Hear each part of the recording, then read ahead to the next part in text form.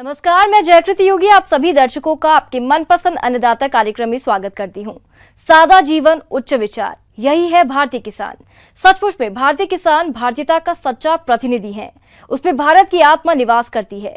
मगर ये कड़वा सच है कि घोर परिश्रमी और सीधा सादा होने के बावजूद भी भारतीय किसान की जीवन दशा बड़ी ही दुखद है। उसका संपूर्ण जीवन जोखिम भरा है। इसलिए उनकी जीवन दशा को अभी और ऊपर उठाना होगा। इस कार्य के लिए हर रोज सुबह हम आपके साथ आते हैं और खेती बाड़ी से जुड़ी हुई बहुत सी नई लाभकारी जानकारियां देते हैं ताकि उनके जीवन में बदलाव आए। तो चलिए कार्यक्रम शुरू करने से पहले देखते हैं क्या है आज के अन्नदाता में। किसान भाइयों, विगत 1-2 दिनों के दौरान देश और प्रदेश के कृषि जगत में किसानों के लिए क्या क्या नया रहा, आइए जानते हैं। देश की अग्रणी agrochemical company insecticides India limited ने कृषि के क्षेत्र में एक बार फिर क्रांति लाने के लिए कदम आगे बढ़ाए हैं। इंसेक्टिसाइड इंडिया ने कनौची नाम का एक माइटीसाइड लॉन्च किया है जो सभी प्रकार की मकड़ियों पर नियंत्रण के लिए कारगर है। इंदौर में आयोजित कार्यक्रम में इंसेक्टिसाइड इंडिया के एमडी राजेश अग्रवाल ने कहा है कि हम हमेशा ही किसानों के लिए नई टेक्नोलॉजी के प्रोडक्ट्स पेश करने की कोशिश करते हैं। कनौची जो प्रोडक्ट हमने आज लॉन्च किया है वो एक अकैरिसाइड है या मकड़ी नाशक है जो कि जापान से आया है। इसका जो इन्वेंटर है वो निसान केमिकल जापान है और ये प्रोडक्ट कुछ ही साल पहले यानी 6-7 साल पहले ही इन्वेंट हुआ है। यानी ये लेटेस्ट जमाने का, नए जमाने का लेटेस्ट मकड़ी नाशक है। इंसेक्टिसाइड इंडिया के एमडी राजेश अग्रवाल के मुताबिक मिर्च के किसानों के लिए माइट एक बड़ी समस्या है और निमाड़ में मिर्च का उत्पादन बड़ी मात्रा में किया जाता है। भारत में फसलों पर मकड़ियों का हमला लगातार बढ़ता जा रहा है, लिहाजा माइटीसाइड कनौची फसलों को मकड़ियों के हमले से बचाने में रामबाण की तरह काम करता है। ये प्रोडक्ट बहुत ही इफेक्टिव है, बहुत कारगर है मकड़ी के कंट्रोल के लिए, क्योंकि लाल और पीली जितने भी किस्म की मकड़ी होती हैं ये उसको पूरी तरीके से कंट्रोल करता है। और खास तौर पे जो इसका इफेक्ट है वो मकड़ी की हर स्टेज पे होता है। यानी मकड़ी के एडल्ट को तो मारता ही है, उसके साथ साथ मकड़ी का लार्वा और मकड़ी का अंडा उनको भी मार देता है, क्योंकि तीनों स्टेजेस को ये मार गिराता है। उसकी वजह से लंबे समय तक इसका असर हो सकता है। हम कह सकते हैं कि मार्केट के अंदर जितने भी मकड़ी नाशक अवेलेबल हैं उन सब में ये सबसे इफेक्टिव है और सबसे लंबा कंट्रोल देता है। अगर हम हेक्टेयर की बात करते हैं तो इसका डोज है 250 ml पर हेक्टेयर और अगर एकड़ की बात करते हैं तो सिर्फ 100 ml पर हेक्टेयर यानी 100 मिलीलीटर 1 एकड़ पे काफी है इसका डोज। मशरूम कई तरह के होते हैं जिसमें बटन मशरूम सबसे अच्छा होता है। अगर इसके उत्पादन की बात करें तो एसी वाले कमरे में इसे वर्ष भर लगाया जा सकता है। लेकिन जो किसान इतनी बड़ी लागत नहीं लगा पाते वे इसका उत्पादन किसी झोपड़ी या अपने घर में ही करते हैं। और इसमें सबसे जरूरी कार्य होता है कंपोस्ट तैयार करना, जिसमें लगभग 1 माह का समय लगता है। तो कंपोस्ट तैयार करने में किन किन बातों का ध्यान रखना है, जानते हैं कृषि विज्ञान केंद्र लखनऊ के डॉक्टर दीपक राय से।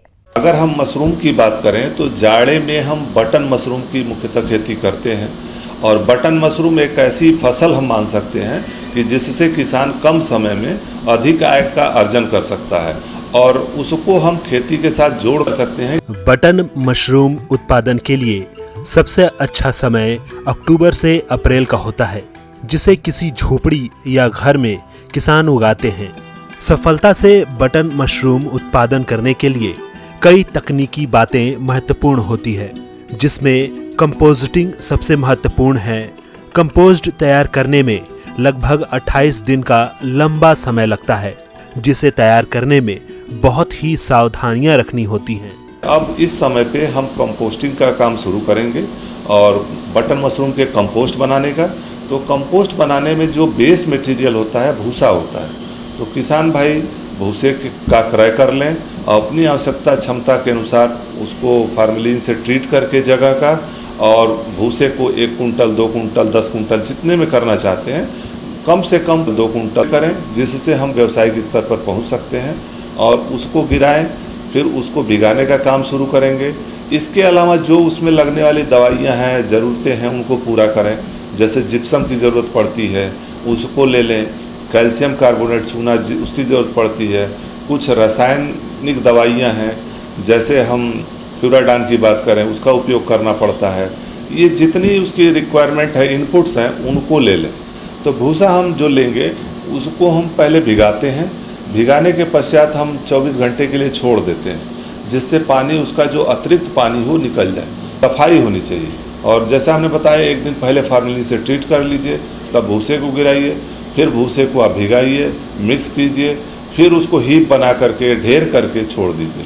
पानी जब निथर जाएगा 24 घंटे बाद, तो या 2 दिन भी छोड़ सकते हैं। तत्पश्चात हम कुछ रासायनिक खादें मिलाते हैं, इसमें SSP है, MOP है और कुछ मात्रा में यूरिया मिलाते हैं। तीसरे दिन मिलाते हैं, मिलाया फिर उसको ढक देंगे और उसको ढेर बनाएंगे। ढेर इस हिसाब से बनाएंगे कि ऊंचाई बहुत ज़्यादा ना हो, लगभग 2-2.5 फीट हो, लंबाई जितनी भी हो। फिर हम उसको पॉलीथीन से, ट्रांसपेरेंट पॉलीथीन से ढक देते हैं, जिससे उसका टेम्परेचर नमी के कारण बढ़े और बढ़ने से उसमें डिकम्पोजिशन या सड़न या विघटन जो भी कह सकते हैं वो बढ़े। उसके तीसरे दिन बाद पुनः हम चोकर मिलाते हैं और इसी के साथ साथ कुछ रासायनिक दवाइयाँ मिलाते हैं और यह क्रम हर तीसरे दिन हम करते रहते हैं। करते करते किसान भाई देखेंगे जो भूसा है उसका रंग जो है धीरे धीरे बदलता जा रहा है। पीले से लेकर के वो 28वें दिन तक आप जाएंगे तो वर्मी कंपोस्ट की तरह या चाय की पत्ती की तरह वो भुरभुरा और डार्क ब्राउन हो जाता है, गाढ़ा काला सफ़ेद भूरा कह सकते हैं, हो जाता है। और तब हमारा तैयार हो जाता है और हम उसमें देखेंगे तो हल्की हल्की गंध आती है। उसको फिर हम 12 घंटे के लिए फैला देते हैं जिससे अमोनिया उसकी निकल जाए। इस प्रक्रिया में लगभग जो है 28 दिन लगते हैं कंपोस्ट बनाने की। तो हम भूसा भिगाने से 28 दिन से लेकर के 30 दिन में हम कंपोस्ट बना लेते हैं और तत्पश्चात जो है हम उसके लिए आगे बिजाई का काम करते हैं। कंपोस्ट तैयार होने के बाद प्लास्टिक बैग या रैक में भरकर स्पैनिंग करते हैं और उसके बाद की जरूरी क्रियाएं करते हैं। इस तरह से स्पैनिंग के 30 से 35 दिन बाद मशरूम निकलने शुरू हो जाते हैं और 50 से 60 दिन तक उत्पादन मिलता रहता है। तो अतः किसान भाइयों से ये करबद्ध निवेदन है कि आप बटन मशरूम के उत्पादन के लिए अपने निकटवर्ती कृषि विज्ञान केंद्र से जरूर संपर्क स्थापित करें और उससे अच्छा लाभ कमाएं। हाँ, बीज की रही जरूरत तो वो बाद में पड़ेगी जब आप कंपोस्ट तैयार कर लेंगे। मौसम के अनुसार प्रबंधनों पर ही टिकी है आपकी खेतीबाड़ी, इसीलिए मौसम पूर्वानुमान और उस पर आधारित साप्ताहिक कृषि सलाह इस प्रकार है। सरदार वल्लभ भाई पटेल कृषि एवं प्रौद्योगिकी विश्वविद्यालय मोदीपुरम मेरठ, नरेंद्र देव कृषि एवं प्रौद्योगिकी कृषि विश्वविद्यालय कुमारगंज फैजाबाद, चंद्रशेखर आजाद कृषि एवं प्रौद्योगिकी विश्वविद्यालय कानपुर और एग्रीकल्चर यूनिवर्सिटी इलाहाबाद के कृषि मौसम समिति के वैज्ञानिकों द्वारा मौसम पूर्वानुमान रिपोर्ट के आधार पर उत्तर प्रदेश के किसानों को कुछ सलाह दी जा रही है, जो इस प्रकार है। प्रदेश के पश्चिम और मध्य क्षेत्र में आगामी 2 दिनों के दौरान हल्की वर्षा की संभावना है। वहीं बुंदेलखंड क्षेत्र में आगामी 2 दिनों के दौरान मध्यम वर्षा की संभावना है, लेकिन पूर्वांचल क्षेत्र में अगले 2 दिनों के दौरान कहीं कहीं छिटपुट बारिश की संभावना है। प्रदेश में अधिकतम तापमान 35 डिग्री सेल्सियस और न्यूनतम तापमान 26 डिग्री सेल्सियस रहने के आसार हैं। हवा की गति सामान्य रहेगी। ऐसे में इन क्षेत्रों के किसान भाइयों को सलाह दी जाती है कि लगातार हो रही बारिश तथा जल भराव की स्थिति होने पर उड़द की फसल में पत्ती झुलसा रोग देखा जा रहा है। अतः किसान भाई फसल का निरीक्षण करें और रोग पाए जाने पर इसके बचाव हेतु मैंकोजेब दवा की 2 ग्राम मात्रा प्रति लीटर पानी की दर से घोलकर छिड़काव करें। किसान भाई तिल की फसल में पिछेती झुलसा रोग का निरीक्षण करें। इस रोग के लक्षण दिखाई देने पर इसके नियंत्रण हेतु मैंकोजेब दवा की 2 ग्राम मात्रा प्रति लीटर पानी की दर से घोलकर छिड़काव करें। बैंगन की फसल में फल बेधक कीट का प्रकोप देखा जा रहा है, अतः किसान भाई इसके नियंत्रण हेतु इमामेक्टिन दवा की छिड़काव करें और दवा छिड़काव करने के बाद 7 दिन तक सब्जियों की तुड़ाई न करें। पपीते के बगीचों में जल निकास की उचित व्यवस्था रखें। जैसा कि आंवले के बाग में फल वृद्धि शुरू हो गई है, अतः अच्छी गुणवत्ता के फल उत्पादन हेतु बोरेक्स 200 से 250 ग्राम प्रति वृक्ष थालों में प्रयोग करें। गौशाला में मक्खी और मच्छरों से बचाने हेतु साफ सफाई का विशेष ध्यान रखें। साथ ही नीम की पत्तियों का धुआं करें। वर्तमान मौसम में दुधारू पशुओं के दाने में ऊर्जा और विटामिन की मात्रा बढ़ाएं, साथ ही साथ कैल्शियम को भी मिलाकर देवें। अन्नदाता हेल्पलाइन निशुल्क फोन संपर्क सेवा के माध्यम से आपके द्वारा पूछे गए प्रश्नों में से 1 या 2 महत्वपूर्ण प्रश्न को हम अपने कार्यक्रम में शामिल करते हैं। इसी के तहत आज का चयनित प्रश्न और उसका जवाब कुछ इस प्रकार है। अन्नदाता निशुल्क फोन संपर्क सेवा के माध्यम से पूछे गए प्रश्नों में से आज हमने जिस प्रश्न को कार्यक्रम में शामिल किया है उसे पूछा है ग्राम रघुनाथपुर, जिला बलिया के कृषक मनोहर चौहान ने। यह पपीता की खेती के बारे में जानकारी चाहते हैं। तो मनोहर चौहान जी, आपकी जानकारी के लिए प्रस्तुत है कार्यक्रम का यह अंश। किसान भाइयों, आपको सबसे पहले तो ये जानना जरूरी है कि ये कब लगाया जाता है। तो 2 सीजन है, इसको फरवरी या मार्च के महीने में लगाया जा सकता है और दूसरा सितंबर या अक्टूबर के महीने में हम इसको ये देखना है कि टेम्परेचर बहुत ज़्यादा ना हो, क्योंकि जब हम पौध को लगाते हैं तो उस समय जब तापमान अधिक होता है तो हमारे पौधे जो है वो मरते हैं, क्योंकि उस समय क्या होता है, नमी की मात्रा, आर्द्रता की मात्रा जो है वो बहुत ज़्यादा होती है वातावरण में, और उसके साथ साथ अगर टेम्परेचर ज़्यादा होता है तो गलन रोग लगने से जो है हमारे पौधे खराब होते हैं। तो जो इन सब चीज़ों से बचने के लिए हमें ये ध्यान रखना है कि हमें जो है वो टेम्परेचर थोड़ा सा जैसे कम होता है तो उस समय हम इसको लगाएंगे, जिससे कि हमारे पौधे कम से कम जो है वो मरेंगे खेत में।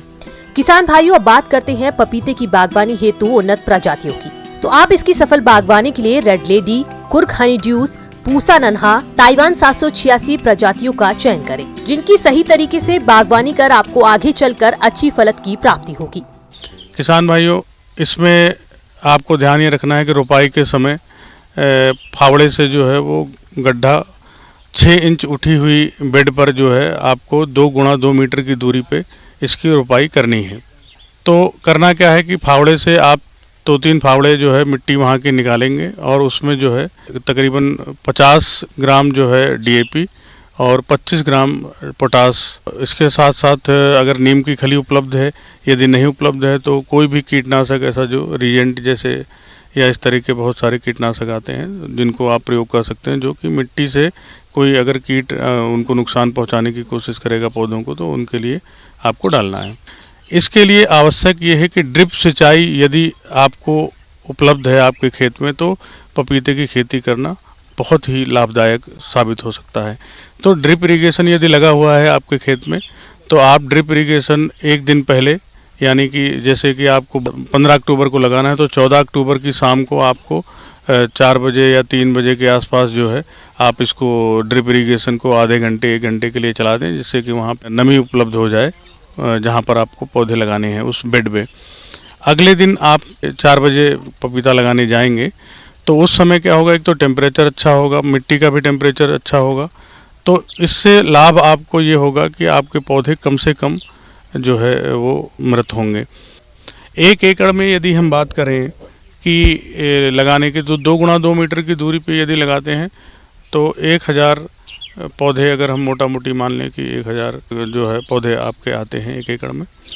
किसान भाइयों, अगर आप ऐसी किस्म लगा रहे हैं जिसमें से कुछ किस्मों में फल आते हैं और कुछ पौधों में केवल फूल आते हैं, तो ऐसी किस्मों के 2 पौधों का एक साथ रोपण करें। जब फल फूल आना शुरू हो उस समय 10 फल देने वाले पौधों पर एक नर पौधा छोड़ते हुए अन्य सभी नर पौधों को काटकर निकाल दें। इसके बाद आपको अक्टूबर में आपने लगा दिया, नवंबर दिसंबर और के महीनों में आपको सिर्फ निराई गुड़ाई करनी है और पौधे को जितनी आवश्यकता है दिन में पानी की उतना ही पानी आपको देना है। तकरीबन अगर यदि हम कहें दोमट मिट्टी की बात तो 15 से 20 मिनट एक दिन में पर्याप्त होता है और जो है इतना पानी जो है उससे आपका पौधा अच्छे से चलता रहेगा। यदि बहुत ज़्यादा पानी और यूरिया वगैरह किसान भाई हमारे जो है वो दे देते हैं, उससे क्या होता है कि पौधे की वृद्धि तो बहुत तेज़ी से होती है लेकिन वो फिर वो मोटाई जो है नीचे से उतनी नहीं ले पाता है। तो इसलिए ये आवश्यक है कि आपको पानी देना है, और चूँकि आप पहले रोपाई के समय काफ़ी कुछ दे चुके हैं तो उससे पौधे की वृद्धि होती रहेगी। और यदि आवश्यकता लगती है, यदि आपको लगता है कि पौधे में कोई न्यूट्रिएंट की कमी है तो वो आप फिर उसके बाद वाटर सॉल्युबल फर्टिलाइज़र जो स्प्रे ग्रेड के आते हैं उनको आप स्प्रे करके और जो है कर सकते हैं। तो ये 2-3 महीने में, नवंबर महीने तक इसकी अच्छी नीचे से अच्छा मोटा तना लेते हुए जो है पपीता आपका आ जाएगा। ये हमेशा पपीते में ध्यान रखना है कि जैसे ही हम लगाने के बाद में इसमें हम फंजीसाइड और जो हमारा इंसेक्टिसाइड है उसका प्रयोग एक निश्चित अंतराल, करीब 15-15 दिन के अंतराल पे हमें जो है वो करते रहना चाहिए, इसमें जो है एक जो सबसे बड़ी समस्या आती है, एक तो गलन रोग की समस्या आती है, जिसमें पौधे हमारे लगाने के तुरंत बाद भी गल जाते हैं या किसी भी अवस्था में वो जो है गल करके जहाँ से मिट्टी और तना का संपर्क होता है वहाँ से वो गल जाते हैं और वो फिर वहीं से सड़न उनमें शुरू हो जाती है, जिसको रोकना काफ़ी मुश्किल होता है। तो हमें इनसे बचने के लिए पहले से ही जो है हमको प्रिवेंटिव जो है प्रयोग करना है कि जिससे कि वो फसल में आए ही ना। तो उसके लिए हमें क्या है कि हमको फंजीसाइड, सिस्टमिक फंजीसाइड जो है हम लोग यूज करते हैं, जैसे कॉपर ऑक्सीक्लोराइड वगैरह हो गया, इसको हम यूज कर सकते हैं। कीटों की समस्या की जहाँ तक बात करें तो कोई कीट इसमें उस तरह से डायरेक्ट तरीके से तो नुकसान नहीं पहुँचाता है, लेकिन थ्रिप्स और सफ़ेद मक्खी होती है, ये वायरस की वाहक होती है। क्योंकि यदि वायरस कहीं से आ गया पौधे में, किसी भी पौधे में, तो ये मक्खी और ये थ्रिप्स जो है ये आपके उस पौधे में बैठेंगे और फिर आगे ये फैलाते हैं। तो इनके कंट्रोल के लिए हमको लगातार 15-15 दिन में जो है वो स्प्रे करते रहना है। तो फंजीसाइड और इंसेक्टिसाइड का हम कुछ इस तरह से तालमेल बनाना है कि जिससे कि हमारी ये दोनों रोग ना आए। इसके अलावा पपीते में कोई बहुत बड़ी समस्या नहीं है। तो इससे जो इकोनॉमिक्स की अगर हम बात करें कि इसमें क्या हमको लाभ हानि का आंकड़ा अगर हम लगाएं, तो किसान भाइयों 1000 पौधे में जो यदि हम जो हमने तरीका बताया है कि उसमें फंजीसाइड और इंसेक्टिसाइड का प्रयोग एक निश्चित अंतराल पे हमको करते रहना है।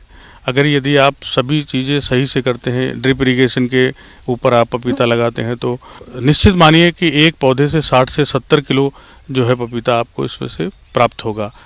और इससे आप जो है जो हमारे प्रधानमंत्री जी हैं उनका जो सपना है आय को डबल करना, तो उसमें ये 16-17 महीनों की फसल है किसान भाइयों।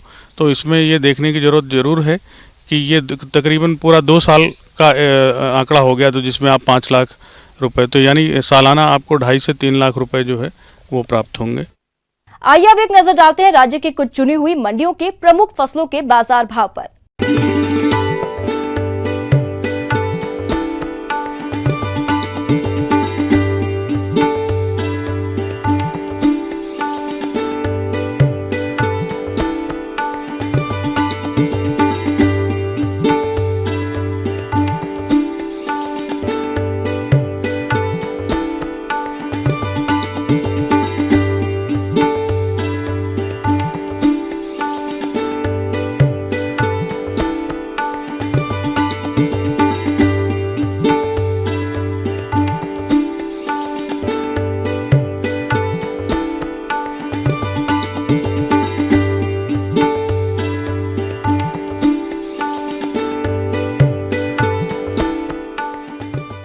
हमें उम्मीद करते हैं कि आज का कार्यक्रम आप सभी दर्शकों के लिए उपयोगी रहा होगा।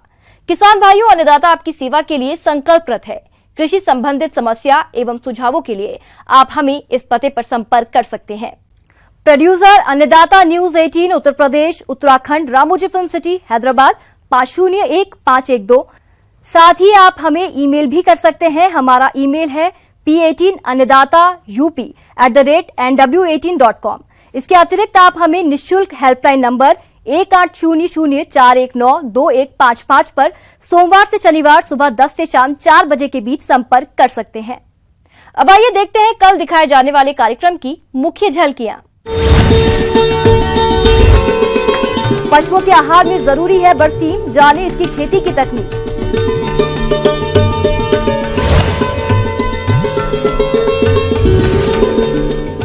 केला की खेती से यूपी के किसान कमा रहे हैं अच्छी आमदनी। किसान भाइयों, अब समय हो रहा है आपसे विदा लेने का, तो हमारी अन्नदाता टीम को दीजिए इजाजत। कल फिर आपसे मुलाकात होगी कृषि संबंधित कुछ और महत्वपूर्ण जानकारियों के साथ। नमस्कार।